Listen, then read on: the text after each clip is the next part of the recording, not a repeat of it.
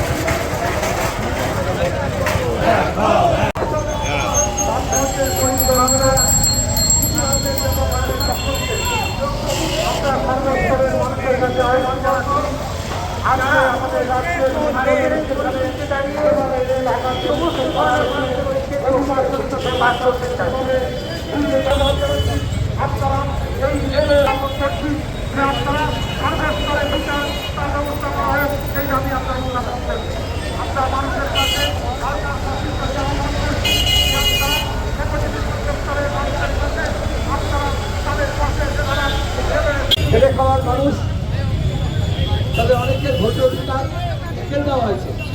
সেই অধিকার যেমন ফিরে দেওয়ার লড়াই চলবে, সেটা গেলে চলবে না।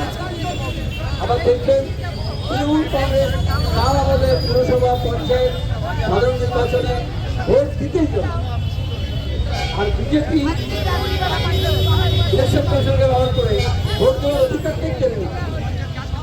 লড়াইটা উভয়ের বিরুদ্ধে।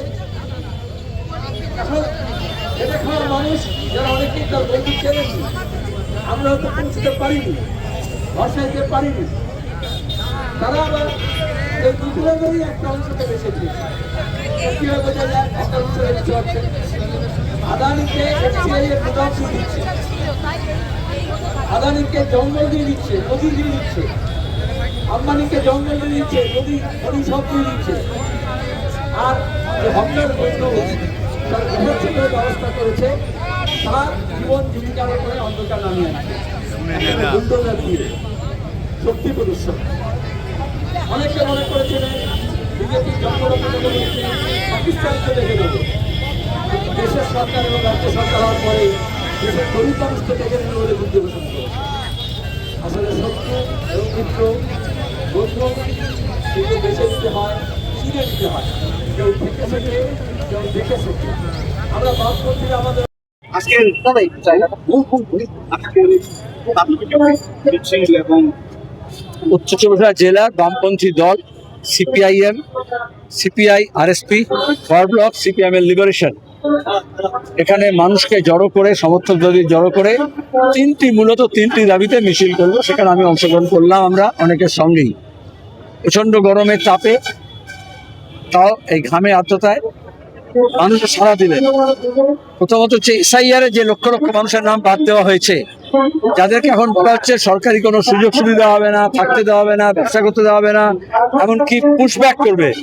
এই যে বলেছে না, ডিটেক্ট, ডিলিট, রিপোর্ট। তাহলে এই যে হিংস্র কাজ যা হচ্ছে হোম মিনিস্টার বলছেন, এবং এই সরকারও বসে তামাশা দেখছে, তার বিরুদ্ধে নাগরিক অধিকারের জন্য, মানব অধিকারের জন্য, গণতান্ত্রিক অধিকারের জন্য, ভোটাধিকারের জন্য লড়াইটা আমরা চালিয়ে যাব সেই শপথ নিয়ে, এবং তাদের অধিকার ফিরে পাওয়ার দাবিতে। দুই হচ্ছে যেভাবে হকারদের উচ্ছেদ করা হচ্ছে নির্বিচারে, তার বিরুদ্ধে আমাদের লড়াই। পুনর্বাসন না দিয়ে উচ্ছেদ করা যাবে না, সুপ্রিম কোর্টের আদেশ আছে। আর তৃতীয়ত হচ্ছে পেট্রোল, ডিজেল, রান্নার গ্যাস যেভাবে বাড়াচ্ছে, মানুষের উপর বোঝা চাপাচ্ছে, মূল্যবৃদ্ধি তারপর আরো বেশি হবে, যানবাহনের খরচা আরো বেশি হবে, তার বিরুদ্ধে আমাদের প্রতিবাদ। সেই প্রতিবাদে গোটা রাজ্য জুড়ে আমরা আহ্বান জানিয়েছি এবং মিছিল, মিটিং, সভা হচ্ছে। আমরা হেরে গেছি কিন্তু হারিয়ে যায়নি।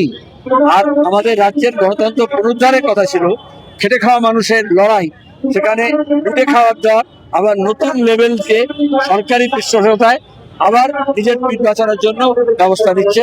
সেই ব্যাপারে মানুষকে হুঁশিয়ার করেছি। না, প্রদীপ যখন নিভে যায়, যখন প্রদীপ জ্বলে সেখান থেকে নেয়, তার অনেক আগে থেকে সত্যি পাকানো শুরু হয়েছিল। আমেরিকা এখানকার জামাত, জমিয়ত, আরএসএস, মুসলিম লীগ, এসইউসি, নকশাল, মাওবাদী, এমনকি কংগ্রেস, বিজেপি সব একটা হয়েছিল বামেদের পশ্চিমবঙ্গ থেকে তাড়ানোর জন্য। সেজন্য অনেক টাকা খরচা হয়েছে, অনেক মিডিয়া কেনা হয়েছে, অনেক টাকা লুট হয়েছে, অনেক টাকা ছেটানো হয়েছে। তাতে অনেক শিল্পী, সাহিত্যিক, বুদ্ধিজীবী জড়ো হয়েছিলেন। তারপরে মমতা ধরাকে সরা ক্যান করেছিলেন, আর এক ने तो सर पे उठा ली थी दुनिया और दूसरे की बारी आई अभिषेक, हाँ खुदा खैर करे। কিন্তু মমতা ব্যানার্জি তার ভাইপোকে প্রতিষ্ঠা দেওয়ার জন্য সমস্ত ব্যবস্থা করেছিলেন, মানুষ সেটা চায়নি। এখন তৃণমূল যখন শেষ হয়ে যাচ্ছে, প্রদীপ যখন নিভে যাচ্ছে, তখন আরএসএস সেখানে আবার তেল ঢালছে, দরকার হলে কয়েক মণ ঘি ঢালবে যাতে তৃণমূল বেঁচে থাকে, কারণ তৃণমূলই বিজেপিকে আনার রাস্তা করে দিয়েছে।